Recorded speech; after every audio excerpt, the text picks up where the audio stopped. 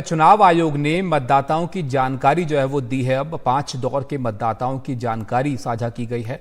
हमारे ऊपर गलत आरोप जो है वो लगाए गए। ये चुनाव आयोग का कहना है मतदान समाप्त होने के बाद छेड़छाड़ संभव नहीं है। ये भी चुनाव आयोग की तरफ से जो है कहा गया है। दरअसल चुनाव का जो डेटा है उसको लेकर जो विपक्षी पार्टियां हैं उन्होंने बड़ा मुद्दा इसको बनाया था और चुनाव आयोग पर निशाना उनकी तरफ से साधा गया था। अब इसको लेकर चुनाव आयोग की तरफ से कहा गया है और ये भी कि सारी जानकारी जो है उम्मीदवारों को फॉर्म 17C में दी जाती है और वोट प्रतिशत 24 घंटे हमारी ऐप पर मौजूद है। मतदाताओं की कुल संख्या की जानकारी सार्वजनिक नहीं करने पर यहां पर सवाल जो है वो उठ रहे थे। अश्विन हमारे सहयोगी हमारे साथ जुड़ गए हैं। अश्विनी, चुनाव आयोग की तरफ से जो डेटा है इसमें जो इजाफा हो रहा था ये एक बड़ा मुद्दा हाल के दिनों में बन गया था। अब यहां पर क्या कुछ और कहा गया है चुनाव आयोग की तरफ से इसको लेकर?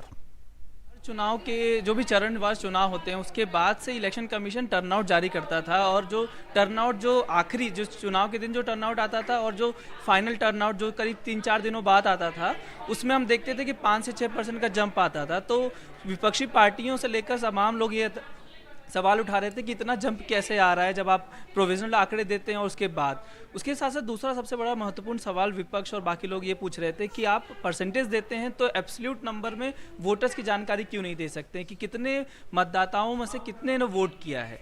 तो इसको लेकर काफ़ी समय से मांग चल रही थी कि इलेक्शन कमीशन वोटर टर्नआउट जो आंकड़े जारी करता है तो समय पे जारी करे और दूसरा ये भी बताए कि कितने लोगों ने किया, ना कि परसेंटेज बताए।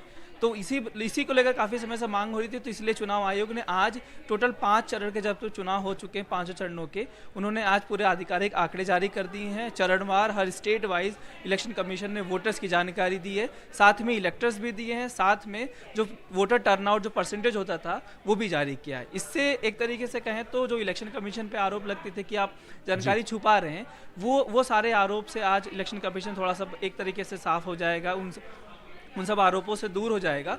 साथ ही इलेक्शन कमीशन ने बहुत महत्वपूर्ण बात कही है। उन्होंने कहा कि जो फॉर्म 17C होता है जो हर एक कैंडिडेट के जो प्रतिनिधित्व होता है उसके को दिया जाता है।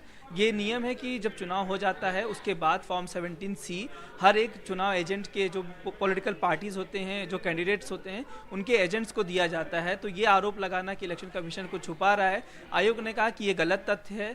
हम पहले से ही जानकारी देते आए हैं, ये जो आरोप लगाया जा रहा है कि हम नहीं देते ये गलत है, पूरी तरीके से गलत है।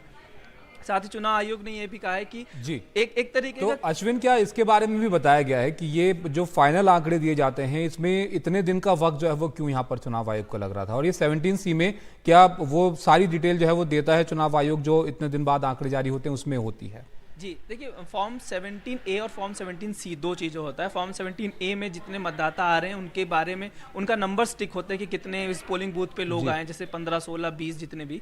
और फिर फॉर्म 17C में उन आंकड़ों को दिया जाता है कैंडिडेट्स के एजेंट्स को। उनको बताया जाता है कि इस पोलिंग बूथ से 600 लोगों ने वोट किया है और ये आपके उसके नंबर्स हैं।